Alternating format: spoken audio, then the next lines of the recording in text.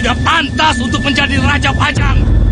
Keturunan kamilah yang berhak menjadi Raja Pajang dan menguasai tanah ini. Ini tanah kami, bukan tanah orang-orang kalian. Tanah ini sudah bagian milik kami. Kami akan mempertahankannya sampai titik darah penghabisan.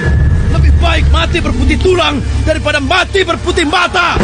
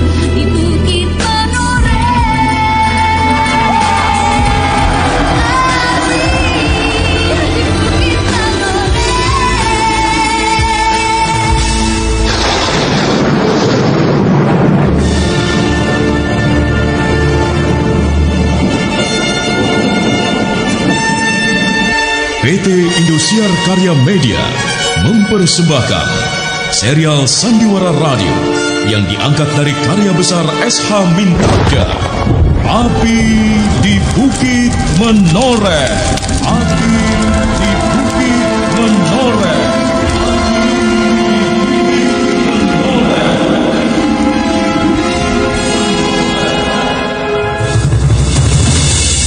Naskah ditulis oleh Siswanto Baryo.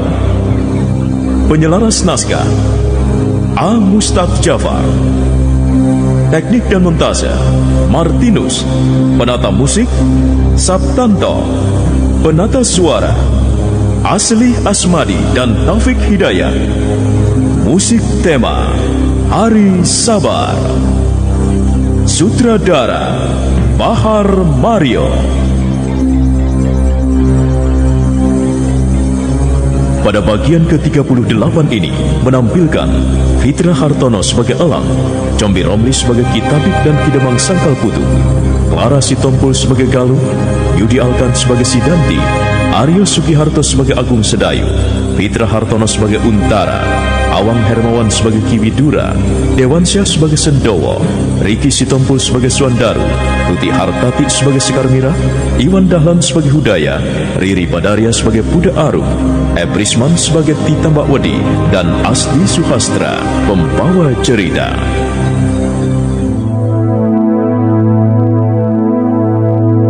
Pada bagian lalu diceritakan, Panut akhirnya tewas setelah dadanya terpanah. Kematian Panut membuat Buda Arum harus sendirian menjalani pengembaraannya. Sementara itu, Sidanti yang belum puas dengan hasil pertandingan panahan menuntut pertandingan diulang dengan nyawa sebagai taruhannya. Walaupun penuh keraguan, akhirnya Sedayu menyetujuinya. Di sisi lain, Galuh masih mengerang-erang kesakitan karena racun yang belum juga bisa dilenyapkan dari dalam tubuhnya. Meskipun sudah 2 orang tabib yang mengobatinya, tapi Galuh justru semakin bertambah parah saja. Aduh, sakit. Aduh. Ya Allah, berilah kesembuhan pada Galuh. Hilangkanlah penderitaannya. Aduh, sakit. Selama aku jadi tabib, baru kali ini melihat racun yang sejenis ini. Pembuat racun ini pasti memiliki kepandaian yang tinggi sekali. Bagaimana Kitabib? Bisakah Kitabib menyembuhkan adik seperguruanku? Racun yang bersemayam dalam tubuhnya terlalu kuat. Aku tidak punya obat yang sanggup menandingi kekuatan racun itu. Jadi, dia tidak akan sembuh, Tabib? Aku tidak mengatakan begitu. Obatnya pasti ada, tapi aku tidak punya. kalian harus mencari tabib yang lain yang lebih baik dariku. Ki tabib tahu di mana aku harus mencarinya. Aku tidak tahu. Kalau tahu, sejak dari tadi aku sudah mengatakannya. Ya Allah, kenapa bisa begini nasib Galuh? Jadi, apa yang harus kita lakukan, Ki tabib? Apakah kita hanya menunggu saja? Kita tunggu sampai Ki Demang atau Ki Widura kembali dari kegiatan lomba tarung jago. Mungkin mereka tahu tabib yang terbaik. Iya, Ki tabib. Aduh.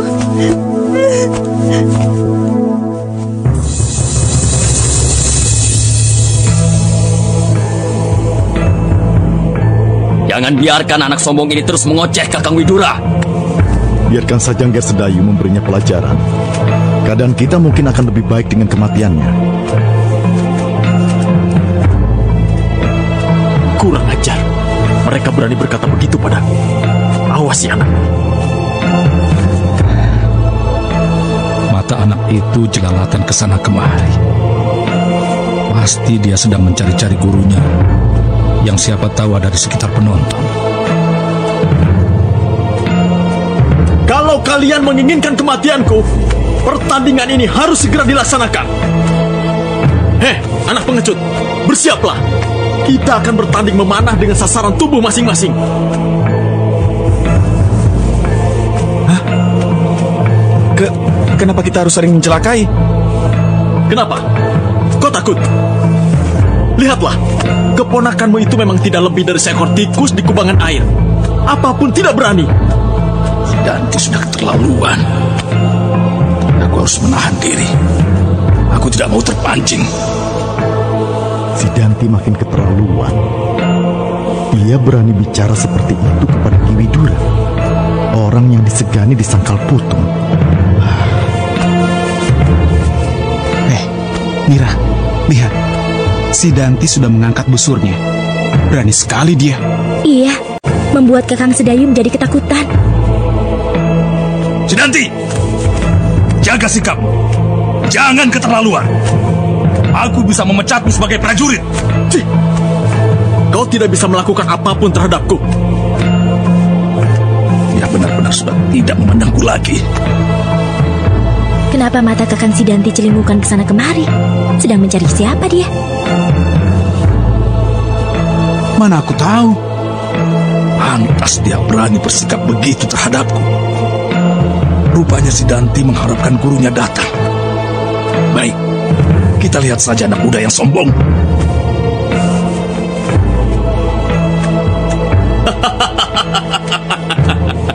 Dasar pengecut. Sedayu bukan pengecut. Dia tidak takut padamu. Untara. Kakang Untara. Untara datang. Untara. Kalau guruku tidak datang, keadaanku makin tercepit. Sedayu, tengadahkanlah wajahmu. Tunjukkan bahwa anak Ki Sadewo bukanlah pengecut. Iya, Kakang. Bagus. Begitulah sikap laki-laki keturunan Ki Sadewo. Agung Sedayu menengadahkan wajahnya. Ia tatap dalam-dalam mata si Danti dan membuat si Danti tergetar. Sementara itu, rombongan Hudaya yang mengejar kuda Arum tiba di daerah persawahan.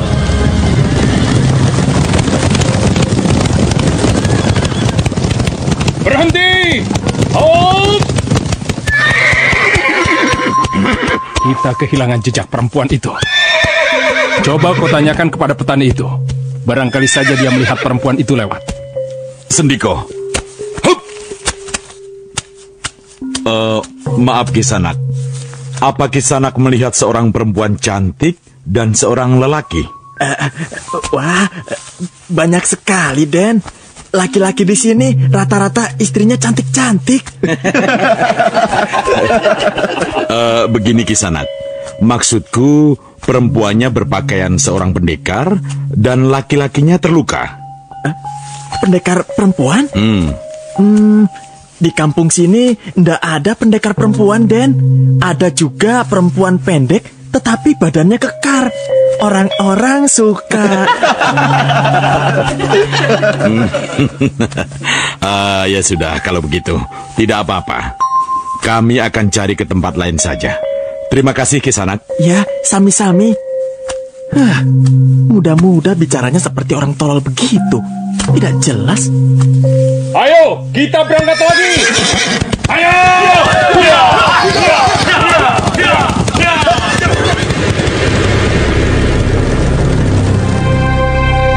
Kalian sama-sama memiliki satu kesempatan.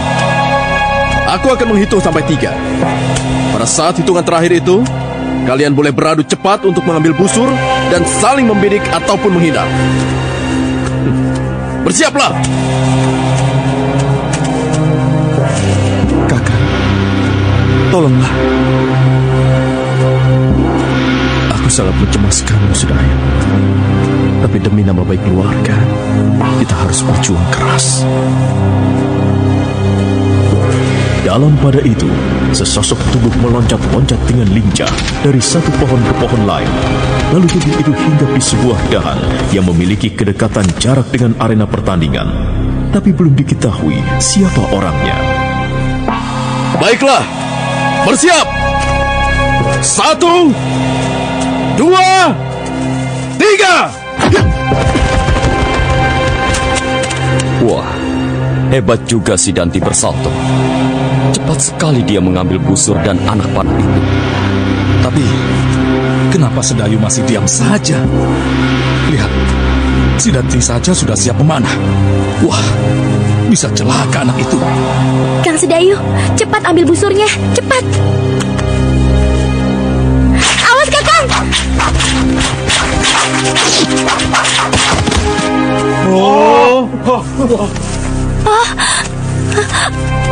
Sedayu terkena panah. Dia tidak bergerak. Celaka. Kang Sedayu, bangkit, bangkit, Kang. Sedayu, ayo, jangan menyerah. Kakang Sedayu bangkit lagi.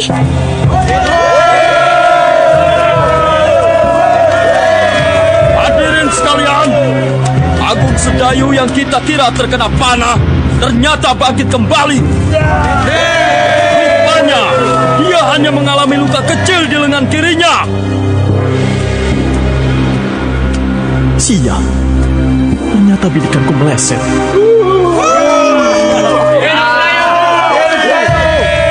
Sial, kenapa bidikan si Danti bisa meleset begitu?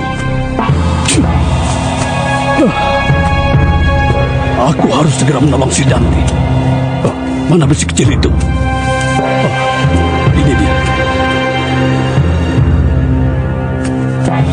Lihat, wajah si Danti sekarang berubah takut.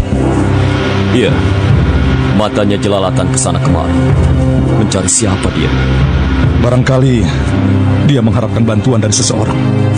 Tapi dia ingin minta bantuan pada siapa?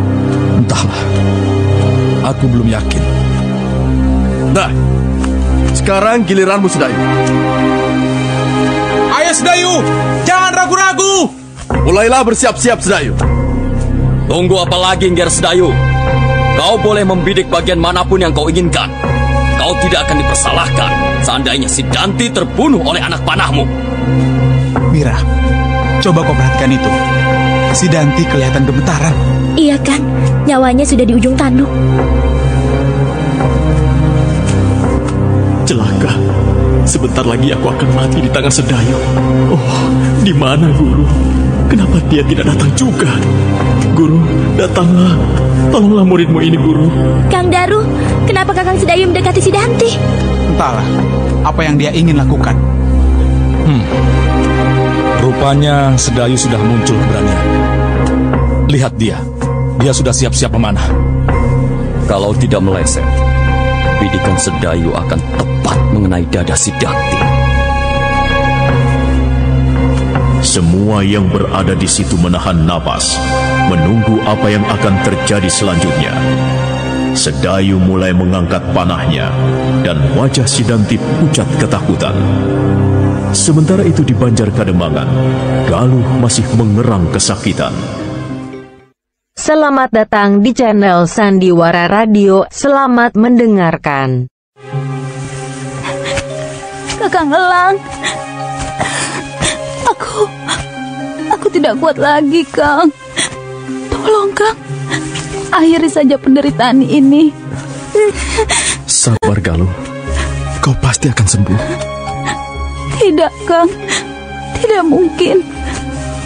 Aku melihat dia sudah dekat. Hus, jangan sembarangan bicara. Manusia tidak pernah diajari soal isyarat kematian. Bertahanlah. Allah pasti menolong kita. Tapi, Kang, jangan terlalu banyak bicara. Semakin banyak bicara, kau akan semakin sakit. Aduh. Ya Allah, kenapa aku jadi panik begini? Berilah aku ketenangan dalam menghadapi masalah ini.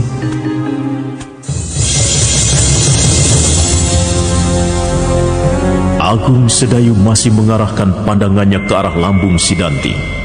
Tapi keraguan nampak jelas di wajahnya. Berkali-kali Agung Sedayu menengok ke arah Untara dan Widura seperti minta pandangan. Tapi Untara dan Widura tidak bereaksi, kecuali Sendowo dan Citragati yang nampak tidak sabar dan terus memanas-manasi Agung Sedayu. Ayo Nger, tunggu apa lagi? Bunuh saja anak sombong itu. Jangan ragu. Dia sudah membuatmu luka. Apa kau tidak ingin membalasnya? Kang Daru, kelihatannya Agung Sedayu mulai terpancing. Iya, dia sudah kembali mengarahkan anak panahnya ke tubuh Sidanti. Biar tahu rasa manusia sombong itu.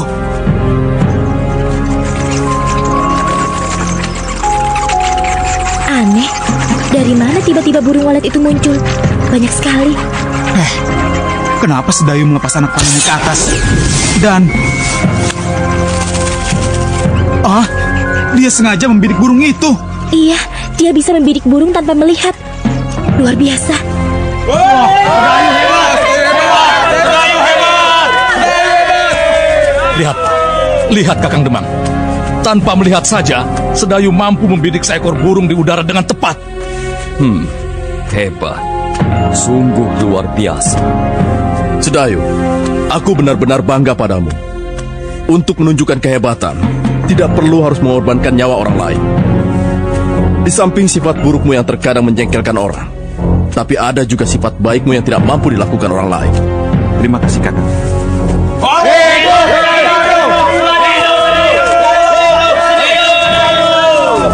Lihat, Sidanti sekarang bengong saja. Barangkali dia kecewa, Kang. Bukan saja kecewa, tetapi juga malu. Sedayu telah merontokkan kesombongannya di depan orang banyak. Baik,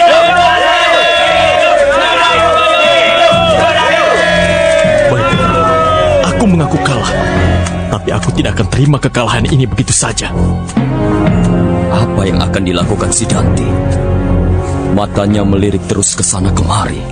Sepertinya dia sedang menunggu sesuatu. Iya.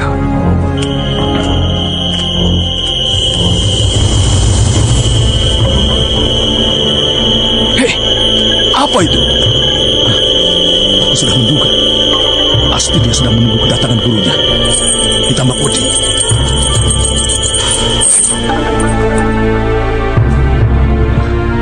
Terima kasih, Guru. Wah, Sidanti rupanya mendapat bala bantuan. Iya, wajahnya kembali cerah. Keberaniannya seperti bangkit lagi. Sedayu, kau belum mengalahkanku. Kau tidak menorehkan luka sedikit pun pada tubuhku. Apalagi yang dia inginkan? Sedayu, jangan layani dia. Ayo. Kakang, kenapa Kakang mencegahku begini? Sudahlah, ayo kita pergi. Hei, mau kemana kalian? Dia. Sedayu, berdirilah di belakang. Baik, Kakang. Sedayu, jangan bersembunyi di balik ketiak kamu. Ayo, bertarung denganku. Berhentilah mengumpat, Sidanti. Atau aku perintahkan prajurit untuk menangkapmu. Tangkap saja kalau berani. Sial, prajurit-prajurit ini patuh sekali pada Widura. Aku bisa celaka kalau begini. Biarkan saja, Paman. Nanti juga kemarahannya akan mereda sendiri.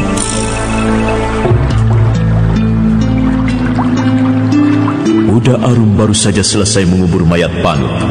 Dengan terisak dan wajah dibayangi kemarahan, Buddha Arum berdiri di sisi onggokan tanah itu.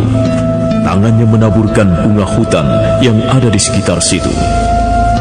Panut, meski aku sama sekali tidak mencintaimu, aku sangat kehilangan. Kau seperti orang kedua setelah ayahku. Aku bersumpah akan membalas semua ini. Mereka harus menebusnya dengan balasan berlipat-lipat. Wajah Buddha Arum tampak begitu tegang. Sorot matanya memancarkan api dendam yang sangat hebat. Buddha Arum bangkit berdiri perlahan. Sekali lagi ia tatap kuburan Panut yang masih tampak merah. Setelah itu ia pun pergi meninggalkan Panut yang sudah berbaring istirahat untuk selamanya. Nah, apakah yang akan dilakukan Buddha Arum selanjutnya? Lalu bagaimana pula perseteruan antara Sidanti dengan Sedayu dan Untara? Apakah Sidanti akan dipecat oleh Widura sebagai prajurit Sangkal Putung? Saudara pendengar, ikuti kelanjutan serial Sandiwara Radio Api di Bukit Menoreh esok hari pada waktu yang sama. Dan nantikan tayangan sinetronnya segera di layar kaca Indosiar. Sampai jumpa.